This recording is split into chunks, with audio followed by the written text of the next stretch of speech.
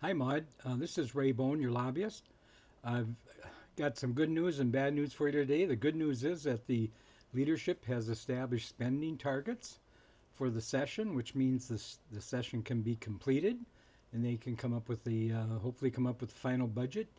The bad news is that they won't be able to finish it in the regular session, which means then we go into overtime through a not so special session anymore, and that's supposed to be done around the 14th or 15th of June.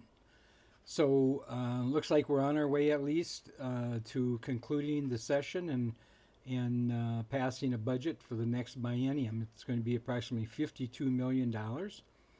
Um, by establishing the targets, every every different area of the budget will be given a certain amount of money that then they can spend or have to cut. In this case, they're going to be most of the committees will be spending money, uh, and then that allows them to finish their job.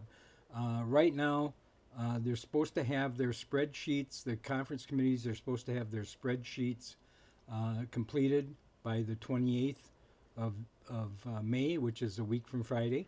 And then on the following Monday, they're supposed to actually have the language so that the bills can be sent to the reviser for final workup and be presented at the special session.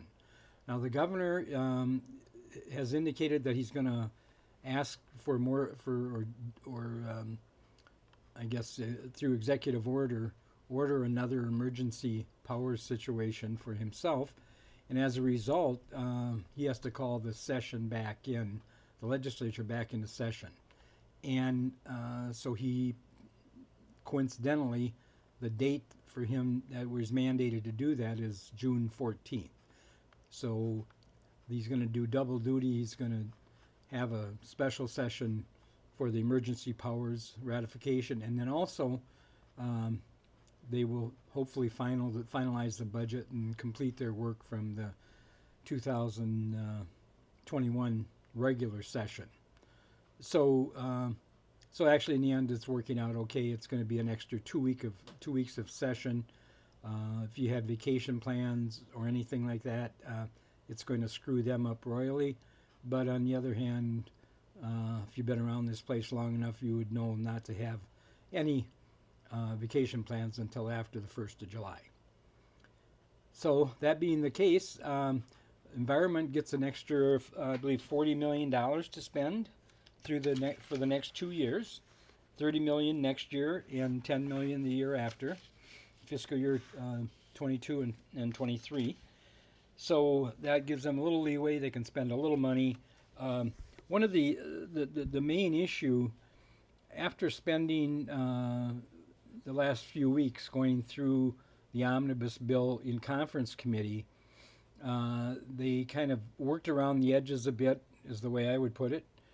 And the one issue that kept coming back was the clean car rule and elimination of the MPCA's authority to promulgate that rule. The House is staying very firm. They don't want to change the MPCA's authority to do that.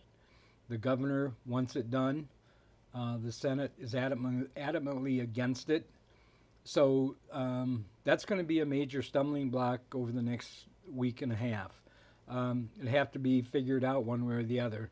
And who knows what's going to happen in the end on that. And I'm sure some kind of compromise will go on. The Senate already has offered a 2-year moratorium on developing the rules, and the House rejected that flat out. So that is really one of the really big issues that needs to be addressed, and that's really just a policy issue that has nothing to do with the budget. So, anyway, in terms of the budget, nothing's been agreed upon in terms of funding. They've been, like I say, they really haven't made any I would call a consequential decision yet. So we'll have to wait and see what they do. The what what has been interesting is they have been spending a lot of time talking about some of the policy issues, but on the other hand, they haven't made a lot of decisions. The Senate didn't think the House was being very um, serious about their offers they were making, and so they basically refused to come to some of the conference committees or stay for over 5 minutes. And as a result, they really haven't gotten much done, at least publicly.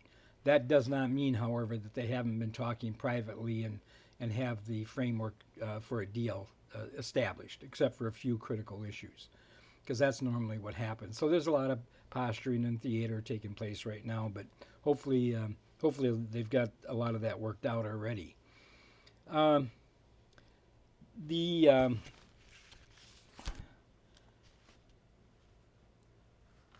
Again, I said the spreadsheets are going to be due on May 28th. That means they have to finalize the bill to spending by then and present it to the speaker and the majority leader and the governor for sign off.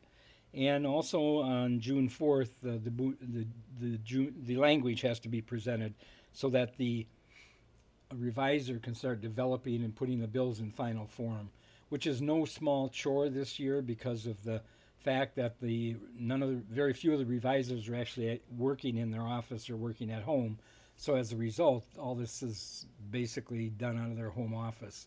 So it is quite a challenge. And I was talking to a legislator yesterday who's a friend of mine, and he made it real clear it was a very challenging year, has been very challenging. I know it's been challenging and frustrating for just about every lobbyist that I've talked to during the session. And mostly people have been around a long time and are very, very frustrated with the lack of access, being able to talk to people face to face. It's just, you are kind of at their mercy, because if they don't want to call you back or talk to you, that they just don't have to contact you back. So it's very difficult to reach them. But given that, I think we've been able to hold ourselves pretty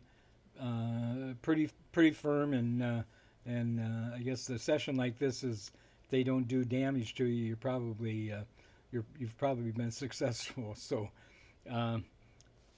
they haven't said when they're going to let us back in the Capitol. Hopefully, as I said earlier, we're to get back in for the legislative special session.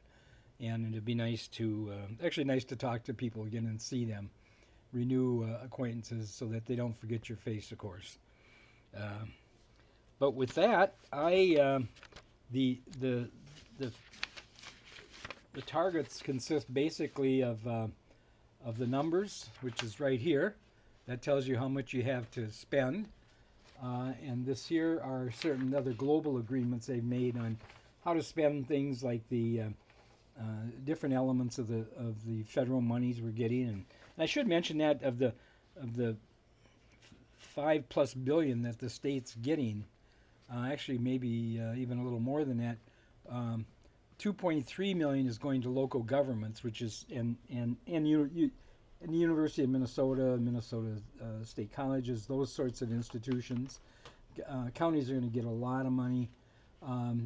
And then in addition to that, the state is going to get 5.8 million. So it's actually a total of 6.1 million. And of that amount, the state will have direct authority over the 2.8 billion. And of course, they got to figure out exactly how they're going to spend that. And part of the argument has been, who's going to decide that? Is it the governor or the legislature, or in combination of them? And it looks like they've agreed that there would be something that the legislature would and the governor would work together on, which only makes sense. One thing for rural Minnesota I thought was actually good.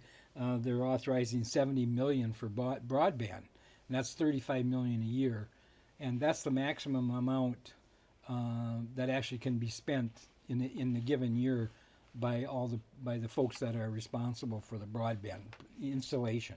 So that's a plus, and I think the legislature and the governor is really committed to, especially after the experience we've had the last year and a half trying to utilize the internet and web pages and things like that for, especially to teach our kids. That's really important. So And of course, the rural Minnesota is in need of that as well for job creation, job development. So that's one of the I would say is one of the highlights for rural Minnesota. Um, but other than that, this will be part of the newsletter that's going to be sent out by Emily. So you'll get a much closer look at that, and I'm sure you can visit the governor's website, and it will be on there as well if you want more detail, or the House and Senate's website as well. Well, I just wanted to give you a quick update to let you know where we're at. It's been kind of a frustrating last few weeks. Um, we don't believe that they call these working groups because theoretically or legally they are not conference committees any longer, but they have designated them, I think, as working groups, and the working groups are supposed to then come together and act basically as conference committees and then present their results to the leadership. And it looks like they got the timelines laid out and all agreed to. So it looks like we may have, after all, a smooth landing for the session and for our budget for the state of Minnesota. So with that, I'm going to conclude, and we'll get back to you when we have anything else to report, or hopefully they'll make some decisions by the 28th, and we can let you know where we stand on the budget for next year. Thank you much, and we'll talk to you later.